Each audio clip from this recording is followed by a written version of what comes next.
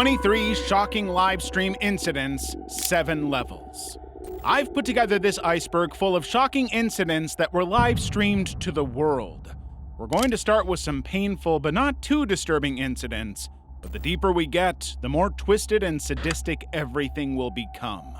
Let's start at the tip of the iceberg. Level 1. Adriana Chechik.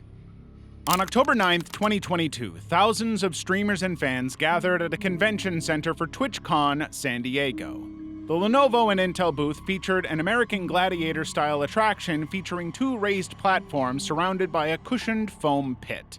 Participants would battle with foam swords trying to knock each other off into the supposed safety below, and the whole thing would be live-streamed to those who couldn't attend.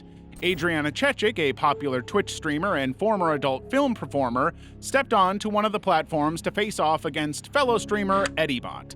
She won pretty quickly, celebrating by jumping off the platform and performing a split midair before landing butt first in the foam cubes. But the cubes were not deep enough to cushion the blow. She hit what was essentially concrete covered by a thin layer of foam blocks barely 1 foot high.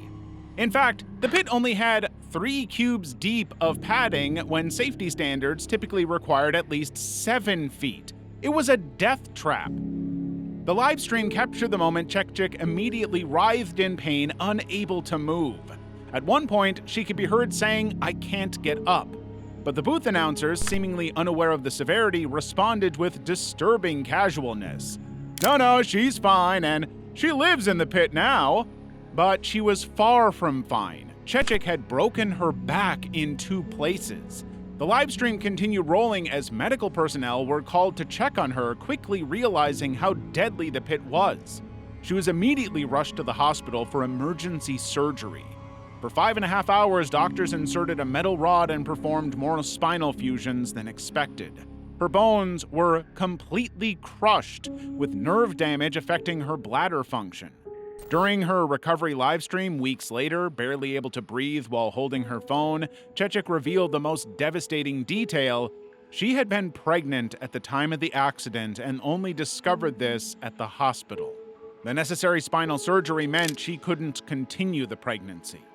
The incident was so much more devastating than anybody could ever imagine. Fuzi swatting incident. Yusuf Fusi Erekat was sitting in a parking lot talking to his audience on Kick when police vehicles suddenly surrounded his car. The officers started shouting commands, weapons drawn, telling him to put his hands up and threatening to shoot if he reached for anything. What Fusi didn't know is that someone had called 911 with a fake emergency, deliberately sending armed officers to his location. Swatting has become a weapon of choice for online harassers who want to terrorize streamers. The process is so simple, it's terrifying. Call emergency services, report a violent crime in progress, and watch as heavily armed tactical teams descend on an unsuspecting victim. The FBI estimates around 400 incidents occur annually, but the real number is likely much higher. The swatters know that in order to get the dramatic response they want, they can't call in something small. They have to fabricate hostage situations, bomb threats, or active shooter scenarios. The emergency dispatchers hear totally fake crying sounds, gunshots, and claims that people are about to die. The more urgent and violent the reported crime, the more aggressive the police response becomes, and the more entertained these psychopaths are. Fuzi had his small dog on his lap when the officers surrounded him. Now just imagine if the dog had slipped and he'd reached to catch it. One wrong move could have been fatal. The officers couldn't have known this was a hoax. They believed they were responding to a genuine emergency that required immediate, forceful action. This wasn't Fuzi's first encounter with swatters either. He'd been targeted multiple times before, becoming part of the disturbing pattern where streamers become repeat victims. The perpetrators use spoofed phone numbers and fake caller IDs to hide their identities, making them nearly impossible to trace. It's a crime that can't really be stopped. And to make things worse, it's already claimed lives. Andrew Finch died in 2017 when police shot him during a swatting incident that began over a $1.50 gaming wager, while Mark Herring suffered a fatal heart attack in 2020 when officers stormed his home following a fraudulent report. Yet people continue to terrorize streamers for no real reason other than they can. Level 2. Jason the Ween's picnic date. Jason the Ween, a FaZe Clan streamer, was broadcasting live from a Los Angeles beach around midnight on September 27, 2024, enjoying what should have been a simple, although kind of strange, picnic date.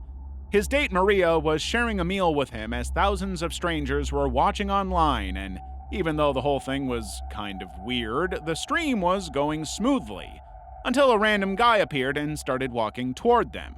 At first, Jason thought it might be a stream sniper, that a follower had tracked his location to appear on camera. It wasn't. It was worse. The stranger suddenly launched into an accusation that made no sense, claiming that Jason had quoted his thoughts when the stranger walked by. Jason tried to defuse the situation, telling him to relax, insisting he had the wrong person, but the stranger wasn't interested in explanations. It was obvious to anyone watching that this guy was experiencing a full-on mental health crisis, possibly under the influence of substances. The more Jason tried to de-escalate, the angrier and more frustrated he got, and all of the viewers at their computers couldn't do a thing but watch it unfold. Eventually, the stranger grabbed one of the decorative pumpkins from their picnic setup and hurled it directly at Jason's head. After the impact, Jason made the decision to wrap up the date entirely, packing up his things with Maria as the stranger disappeared back into the night. A couple of friends who had been parking their car nearby rushed over as soon as they realized what was happening, but by that point, the whole thing was over. Jason later posted a photo holding an ice pack to his head, captioning it simply, "Fought my first crackhead." Sweater GXD's Los Angeles takeover incident. Kick streamer Adrian Sweater GXD was cruising through Los Angeles on November 23, 2023, broadcasting to thousands of viewers when he positioned himself at multiple street takeovers across Los Angeles, parking his vehicle strategically to capture the chaos unfolding around him. Hundreds of people had blocked intersections while the drivers performed dangerous stunts in the center. The spectators were insanely close to these spinning cars, recording content for their social media feeds, choosing to totally ignore the dangerous aspect of this situation. Sweater GXD's stream captured the whole thing, the cars whipping around in tight circles, burning rubber and filling the air with thick smoke, the drivers hanging out of windows. Nobody seemed to care about safety. So it was kind of inevitable that a vehicle performing these donuts lost control and struck a spectator on the live stream.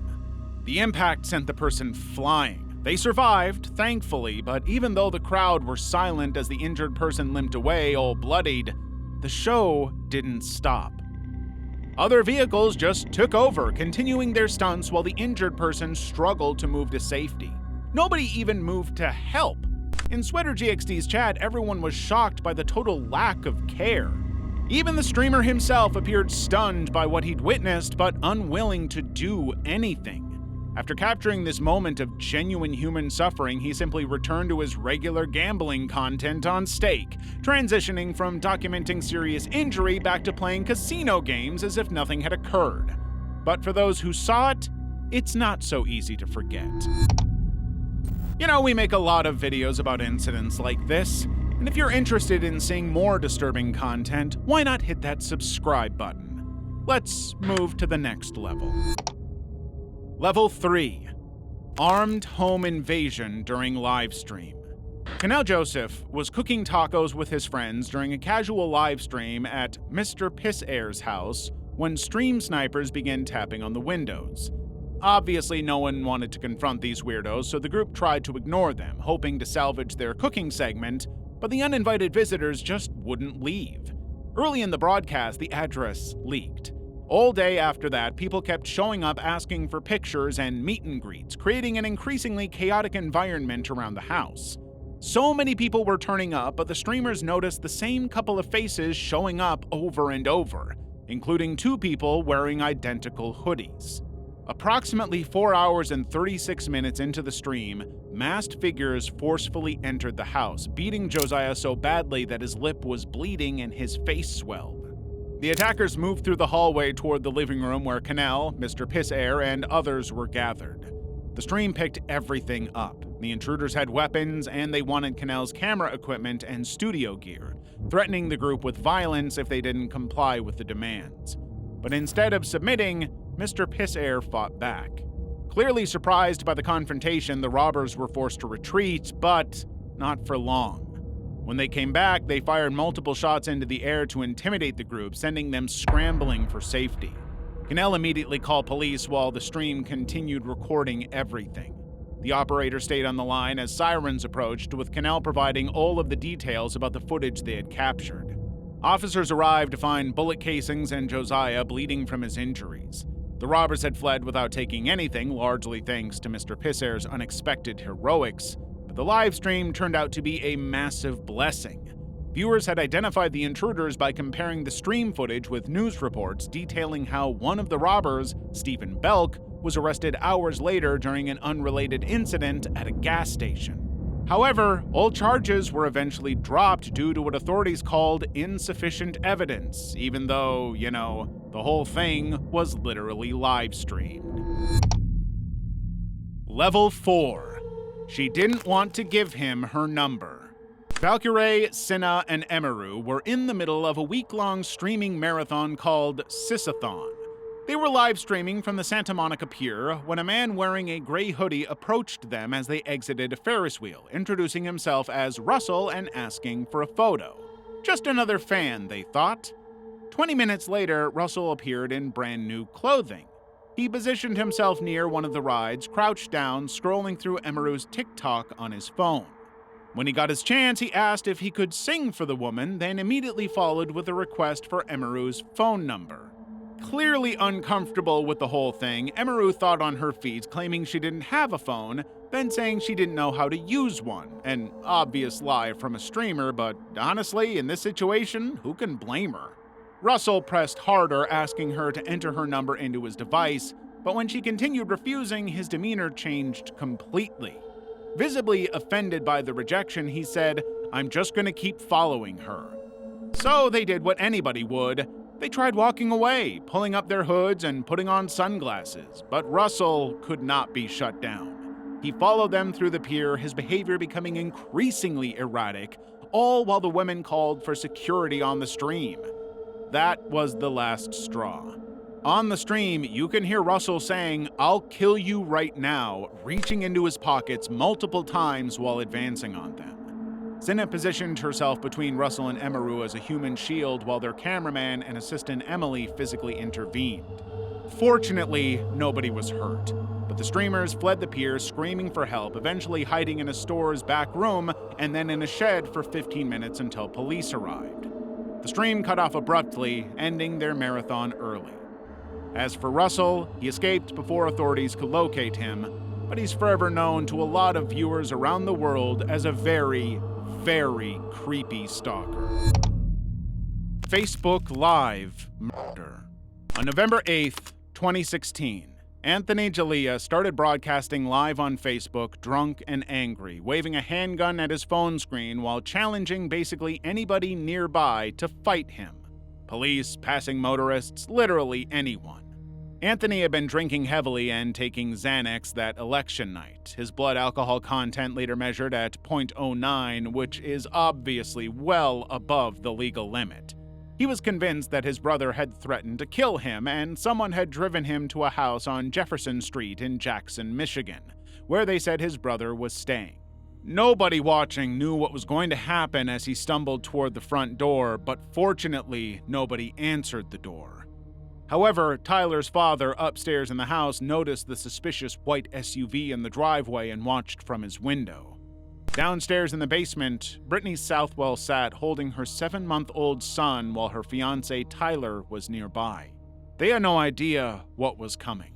Anthony kicked in the front door with violent force, his phone in one hand, capturing everything while he wielded the handgun in the other. The homeowner immediately began firing shots, then retreated upstairs to call 911, but Anthony was on a mission, heading toward the basement where Brittany and Tyler were hiding.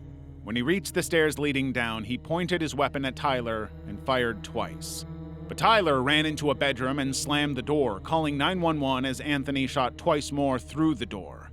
One of those bullets hit Brittany, entering her right side, puncturing both lungs, hit her rib, and hitting her spine. She was still holding her infant son when the shot hit her. The medical examiner would later confirm she died from that single gunshot wound. Anthony fired a total of 9 rounds inside the house, 4 into the living room floor, 1 into a kitchen cupboard, and 4 in the basement. After the shooting, Anthony fled the scene in his white SUV. Police spotted the vehicle that evening and pulled him over, finding him drunk holding the handgun. During his police interrogation that night, Anthony confessed to the shooting, telling officers, "I didn't want to hurt anyone." He said he deserved to go to prison for what he had done and had planned to flee to Mexico. The Facebook Live recording was recovered from his cell phone, giving the police 25 minutes of footage showing the entire deadly home invasion. He received a mandatory life sentence without the possibility of parole. Prentice Robinson. Prentice Robinson had found his calling, using Facebook Live as his weapon against the moral decay creeping through his Wingate, North Carolina neighborhood. Prentice had made it his mission to expose the drug dealers and criminals who operated in the shadows, broadcasting their activity to anyone willing to watch. But that moral compass would come to haunt him. On February 26, 2018, Prentice walked into the Wingate Police Department with a familiar complaint. Someone had stolen his phone. Police Chief Donnie Gay had grown used to these visits. Prentice was always in the station, always reporting something, always trying to clean up his community. What made this visit different was what Prentice planned to do next. He fired up Facebook Live as he left the police station, selfie stick in hand, broadcasting his frustration about the crime to his online audience. The stream captured him walking down Jerome Street, just 1 block from where he'd filed his report, talking about wanting to move to Atlanta, about getting away from all the trouble. That's when the man appeared. Even though the viewers didn't see what Prentice saw, they could hear the change in his voice as he repeatedly said, "You on live?" The man walking toward him was Douglas Cleveland Colson, dressed in a blue and black windbreaker and brown Timberland boots, and holding a gun. The viewers heard 4 gunshots as the camera dropped to the ground, showing nothing but sky and trees as Colson stepped over Prentice. The entire encounter, from confrontation to killing, had been broadcast live to Prentice's Facebook followers. Colson turned himself in the next morning, charged with first-degree killing. The motive was never made clear or public, but let's be honest, Prentice didn't make any friends exposing drug dealers. Many people didn't want their dirty laundry aired. Level 5. Vault 39. Vault 39 had traveled from France to meet his friend, another Russian streamer named Leva2K, who was undertaking something called the Tour de Rome, a biking journey across multiple European cities. The plan was for Vault 39 to bike his way through Europe, streaming the entire journey for his audience, documenting every mile until he reached his destination. That didn't quite go to plan. On April 8, 2025, Vault 39 was cycling along a European roadway, chatting to his viewers as the traffic whizzed past him. But then something made him pull over to the side of the road. Maybe a particularly interesting comment caught his attention, or perhaps someone in chat had asked him a question that required more focus than he could give while pedaling. Whatever the reason, he stopped his bike and positioned himself at what appeared to be a safe distance from the moving traffic. As he continued talking to his viewers, a speeding vehicle arrived without warning. There was no time for Vault 39 to react. The car hit him at such an insane speed that it sent both Vault 39 and his bike hurtling through the air. The force was immediate and devastating, a full-speed hit. The phone had been knocked from his hands during the impact, leaving viewers staring at the grass while the audio continued. They could hear everything. Vault 39 was screaming in pain. For 15 minutes after the collision, the broadcast rolled on as paramedics arrived at the scene. He was conscious the entire time, with emergency responders visibly confused as they tried to figure out how to end the stream while treating his wounds. The original broadcast was eventually deleted, but clips had already been captured and shared across social media platforms. However, Vault 39 survived the whole encounter, so at least there's a happy ending to the story. Frauditor. Hoyt Webb walked through downtown Spokane on June 7, 2024, carrying a selfie stick and wearing a Trump 2024 hat, broadcasting live to his YouTube channel, Kootenai County Press. He told his viewers he was documenting the homeless epidemic in an area the mayor had declared a state of emergency due to the opioid crisis. Webb had credentials from the Constitution First Amendment Press Association, an organization that hands out free press passes to literally anyone who applies. Now, he had done this before, prowling around Spokane with his camera, antagonizing homeless people for content. But this Friday evening would be different, because this time he had a gun strapped to his chest. For an hour, he had walked through the local area, calling the people around him crackheads and repeatedly telling his audience, "Spokane, Washington, ladies and gentlemen." Whenever people flipped him off or asked him to stop filming, he cursed back at them. Obviously, nobody liked him, and he hated them even more. As the night grew more and more tense, he claimed he saw someone with a machete. Seemingly unnerved by the sight, he went back to his car and grabbed his gun. From there, the viewers of the live stream saw everything from a first-person point of view. Webb pointed his weapon at 47-year-old Thomas Hatch, a man he claimed was carrying a rock. When Thomas didn't respond to the demand to drop the weapon, Webb fired what he called a warning shot. Then he fired again, this time at Thomas. The bullet struck him in the torso. He was never carrying a rock or any weapon whatsoever. He was carrying an iced coffee. Thomas collapsed, losing a kidney, half his bowels, and suffering damage to a coronary artery. His brother would later testify that Thomas was barely clinging to life and that if his heart stopped again, doctors couldn't revive him. Webb had near-ended a man's life. Webb was sentenced to 39 months in prison after pleading guilty to second-degree charges. Twitch competition, mass shooting. On August 26, 2018, David Katz walked into the GLHF Game Bar at Jacksonville Landing, Florida for a regional Madden NFL 19 tournament, one of many qualifying events leading to the championship in Las Vegas.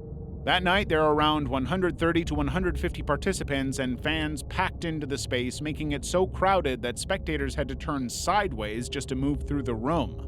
But Katz had been acting strange all weekend. When fellow competitors tried to make small talk, he cut them off with sharp responses.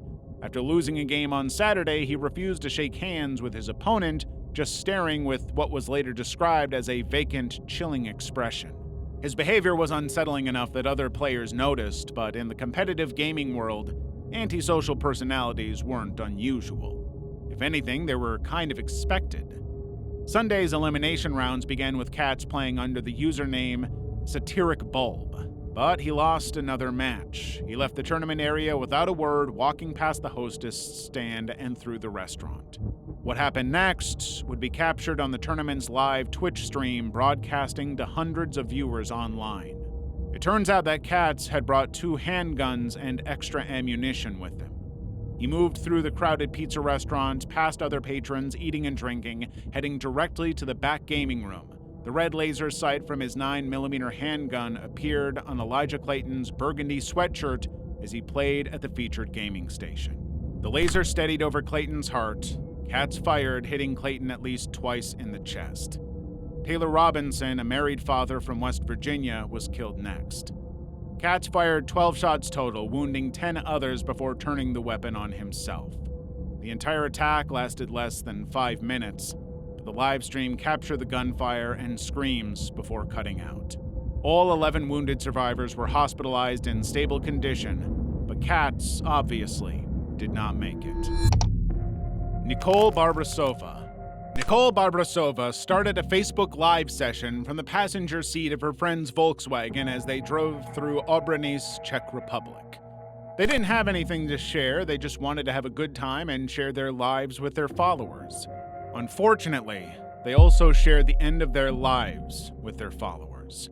The car was traveling at over 120 kilometers per hour as Barbrasova held her phone steady for the stream. Her friend was behind the wheel trying to maintain the speed while continuing their conversation. They were singing songs and enjoying themselves, completely unaware of what was about to happen. Suddenly, Barbasova's expression changed as she looked ahead through the windshield, clearly marking the moment she spotted whatever was coming. The reality of their situation became clear. The Volkswagen struck a barrier with tremendous force. Barbasova thrust forward by the collision's momentum before the vehicle flipped completely over.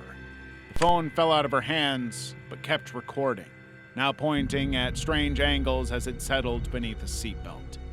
The live stream did not stop. Amid the silence, the only thing that could be heard was the rhythmic swishing of windshield wipers that had somehow activated during the crash, and the bystanders desperately trying to help. 20 minutes passed before emergency responders arrived at the scene and discovered the phone, finally ending the Facebook Live session that had captured everything. Barbasova died on impact. Her friend survived with severe head injuries and was rushed to intensive care, but this live stream, which was supposed to be fun, became a devastating goodbye.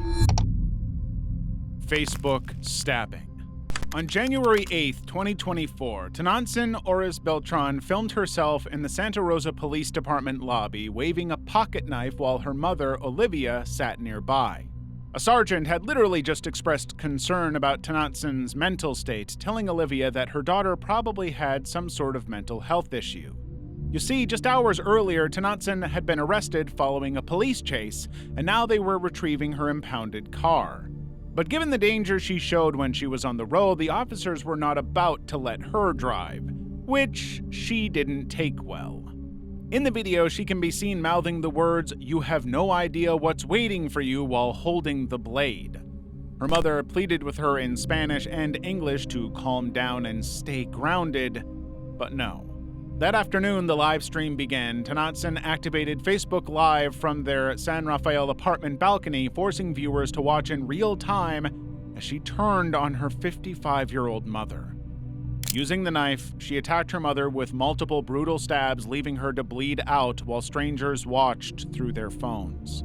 Police received calls from two sources at once. The neighbors had heard the commotion, and the Facebook users witnessed it. Officers arrived at the Terra Linda complex on Cresta Way just before 5 p.m., finding Tonantzin on the balcony, knife still in hand, standing over her mother's body. Her clothes were drenched in blood, and she didn't respond to anything the police said. As the officers confronted her from below, another team forced their way in through the front door, but they were already too late. 90 minutes after they arrived, Olivia died in the hospital. Meta worked with detectives to remove the video, but for those poor people who saw the stream live, the trauma was already there. Mayoral candidate gunned down in Mexico. Yesenia Lara Gutierrez had been greeting supporters on the streets of Tetzistepec. The whole thing streamed on Facebook Live as part of her campaign march through this small town in Veracruz, Mexico. It was actually a typically celebratory kind of day, with many supporters coming out to chant her name. What they didn't expect was the gunfire. 20 rounds, maybe more, came crackling through the speakers of anyone watching the live stream. The camera kept recording as people scattered in terror as bodies hit the pavement right in front of the camera. You see, Laura wasn't just any candidate.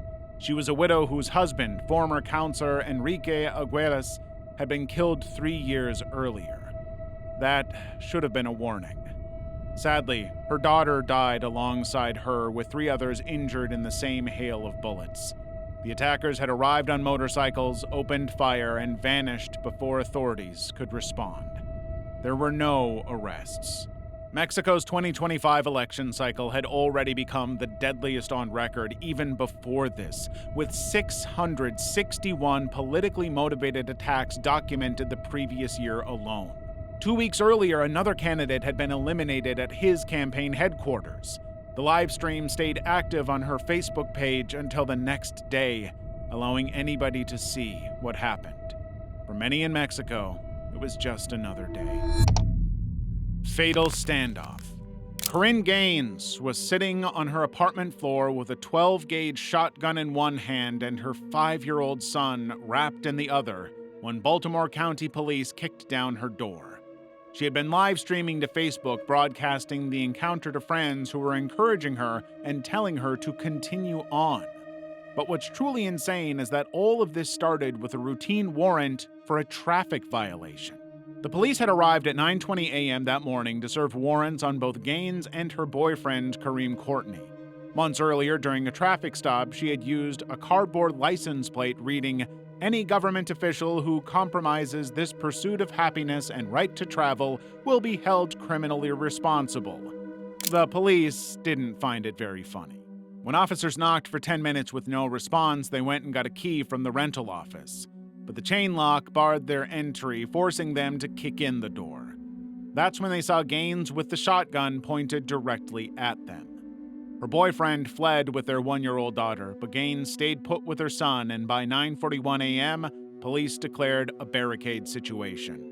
During the live stream, she continued to tell her son that the police were coming to kill them, posting more and more videos referring to the devil at my door. Her followers on Facebook and Instagram were encouraging her not to surrender, to go down all guns blazing and not compromise. It was so disturbing and shocking that the police made an unprecedented request. They asked Facebook to shut down her accounts, preventing her from speaking to her followers. Facebook complied. This was the first time in Baltimore County Police had ever made such a request during an active incident. For nearly 6 hours, negotiators tried to talk her down, but the whole time she recorded her conversations with them, describing her March traffic stop as traumatic and claiming it caused her to lose twins she was carrying. That afternoon, Officer Royce Ruby fired the first shot, later testifying that he had no choice and feared for his team's lives. Gaines fired back twice, but missed. Police returned fire, hitting her multiple times and striking her son in the cheek with a bullet.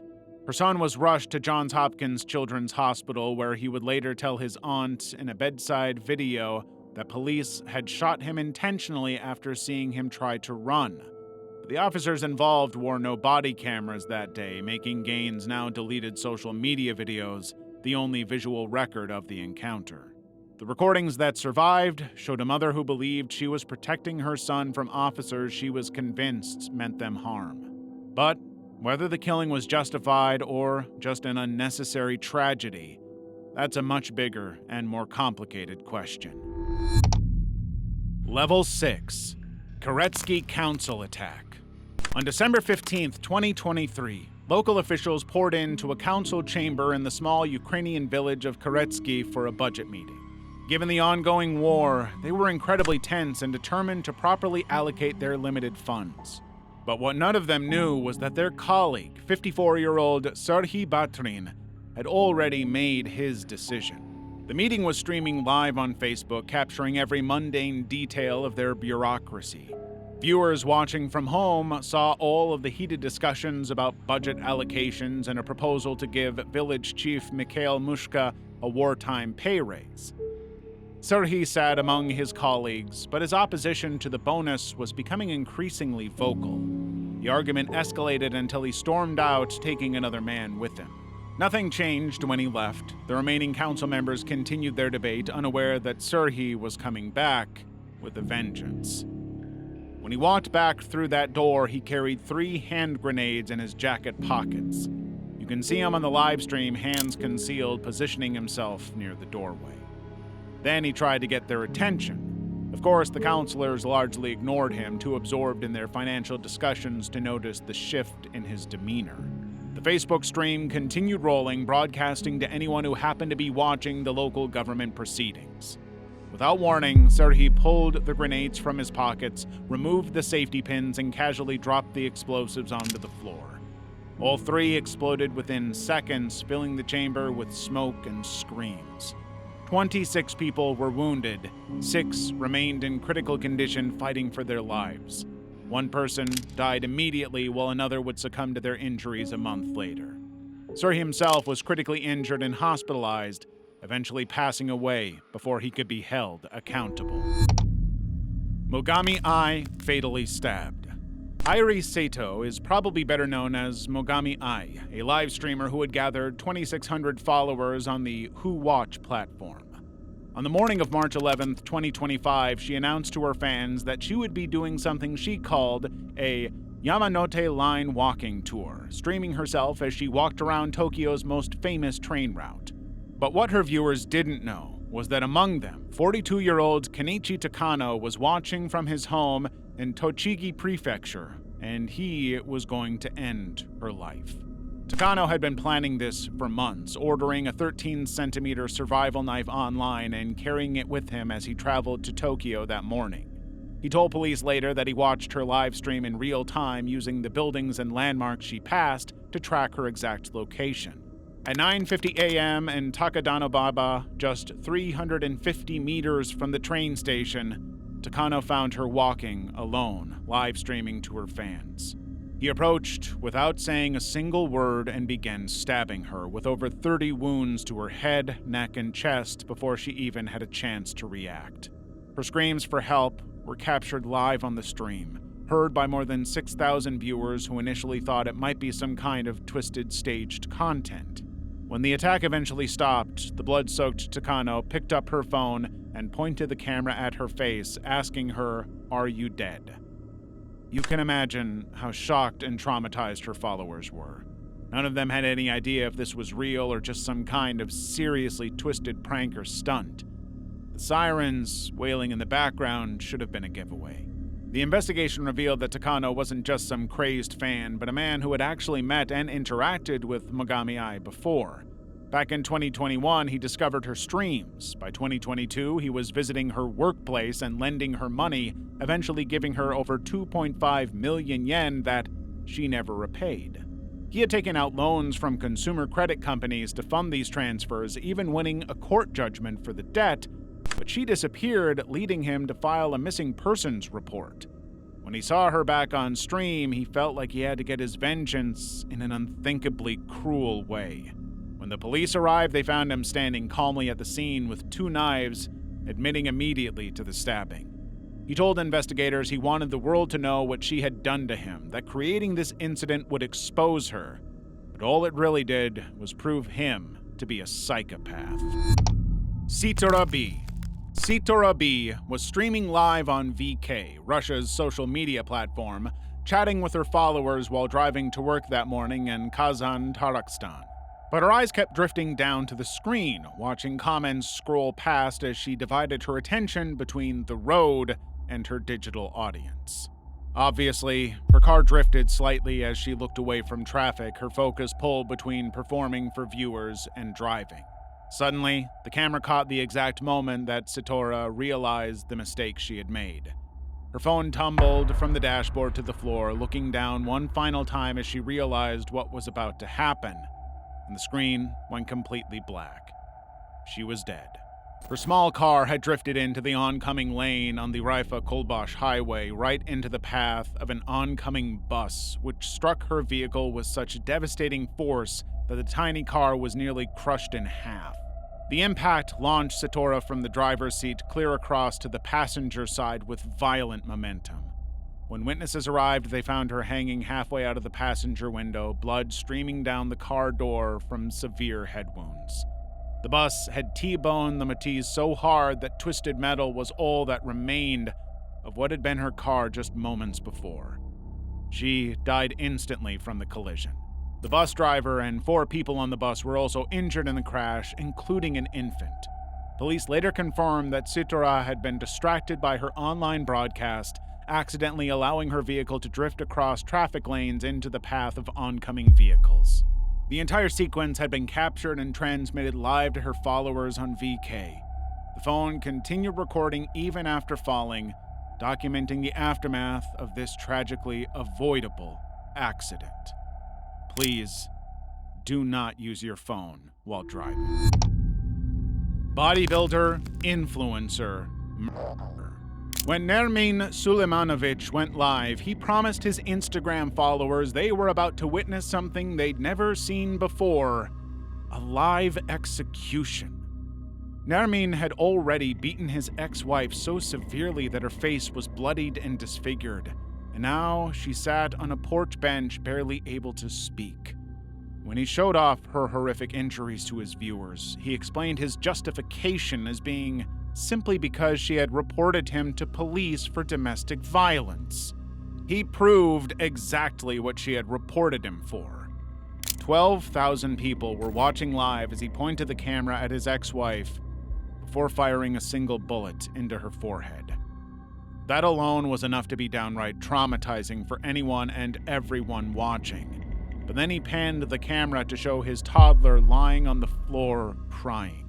He simply said that someone on the stream should come and save the child before leaving. He wasn't even close to done.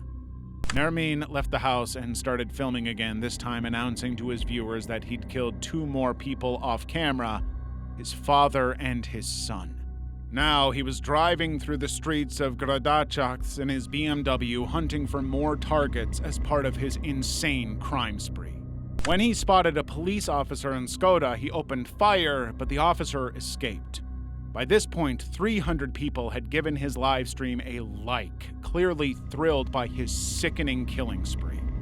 The video stayed online for 2 hours on his Instagram account, which had 11,000 followers at the time. As police closed in, Nermin recorded one final message. "These are not my first killings. I don't talk much." When officers finally cornered him, he turned the gun on himself, bringing an end to his horrific reign of terror. Level 7. Akihabara Massacre. On a bright Sunday afternoon in June 2008, 25-year-old Tomohiro Kato posted his final message to an internet bulletin board from his cell phone. It's time. 20 minutes later, that cryptic message would start to make sense to his followers as he drove a rented 2-ton truck through the red light at the intersection of Kanda Myojin-dori and Chuodori streets in Tokyo's Akihabara district. The truck barreled into the pedestrian area in the middle of the day, hitting 5 people and killing 3 instantly. As crowds gathered to help the victims on the pavement, Kato climbed out of the truck cab. Naturally, everybody thought he was coming to help. They didn't see the 13-centimeter survival knife in his hand. He immediately targeted the nearest person he had struck with the vehicle, jumping on top of the man and stabbing him repeatedly while screaming before moving through the crowd, slashing and stabbing indiscriminately. But the signs were all there. For weeks, Kato had posted hundreds of anonymous messages from his phone to internet bulletin boards, chronicling his deteriorating mental state. The posts revealed a lonely factory worker consumed by rage at the world. "I'm alone, even neglected on the net," he wrote just 5 days before the attack. 2 days before, he said, "I bought 5 knives. The day before, I rented a truck without a problem. I'm all set." But nobody noticed. Within half an hour of Kato's arrest, people had already begun live streaming from the scene, showing the cordoned-off intersection still stained with blood. By the time police cornered Kato in a narrow alley 170 meters from the truck, he had stabbed at least 12 people with his dagger. 4 more victims died from their wounds, while 8 others were seriously injured. When an officer pointed a gun at him, Kato dropped his knife and was arrested, surrendering himself for what he had done. Kato was sentenced to death in 2011 by the Tokyo District Court, which ruled his brutal crimes showed not a shred of humanity. On July 26, 2022, 14 years after he had terrified an entire nation, Tomohiro Kato was executed by hanging at the Tokyo Detention Center.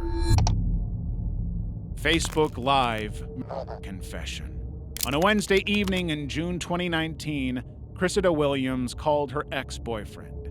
She was at work, he was at home, their home, where they both lived with her grandmother and 9-year-old brother. Whatever transpired during that phone conversation would set off a chain of events that would leave 3 people dead. Terrence J. Matthews had already taken his first life 4 months earlier. In February, he approached a parked car on Millbrook Drive just before 1 a.m. and opened fire, ending DeVell Williamson's life and wounding his passenger. DeVell died at the hospital, but Terrence walked away from this seemingly random, unmotivated attack. The June killings, however, were personal. When Cressida returned home from work that night, she discovered her world had been destroyed. Her 68-year-old grandmother, Jennifer Vassell, lay dead, stabbed multiple times. In the bathroom, Her little brother, Ishan Mathlin Jr., had been stabbed repeatedly before being held underwater in the bathtub until he stopped breathing. Now, Terrence was waiting for her. He forced her to view the bodies, showing her first her grandmother's corpse in a utility room, then asking if she wanted to see her brother's remains in the bathroom. She survived until morning only because Terrence had decided she would live for now. At 10 a.m. the next day, they walked into a Wawa convenience store where Cressida told an employee that Terrence had ended her family's lives. Terrence fled immediately, leaving Cressida behind as police rushed to their home, where they found the carnage he'd left behind. But Terrence wasn't finished with his performance. Hours later, he started a Facebook live stream from his car as police sirens wailed behind him. He was in the middle of a high-speed chase playing out in real time for his viewers as Terrence declared his love to people watching and spoke about the crimes he committed. The live stream captured him confessing to the killings, his voice steady as he spoke into the camera while law enforcement closed in. The chase ultimately ended when Terrence crashed into a pole. He jumped from the wreckage and ran into a neighbor's yard before officers caught him, using their tasers twice to subdue him. But he fought them even then, attacking an officer before finally being restrained. 3 years later, Terrence stood in court and admitted to all 3 killings, receiving 60 years in prison for each life he'd taken. All sentences running concurrently, meaning he'd serve them at the same time rather than consecutively. He'll need to serve 85% of his sentence before becoming eligible for parole, keeping him behind bars for at least 51 years. There were too many segments in this video to fully cover, so we decided to make another volume. Check them out at our other channel where we will post volume 3 and so forth, keeping content here fresh and unique.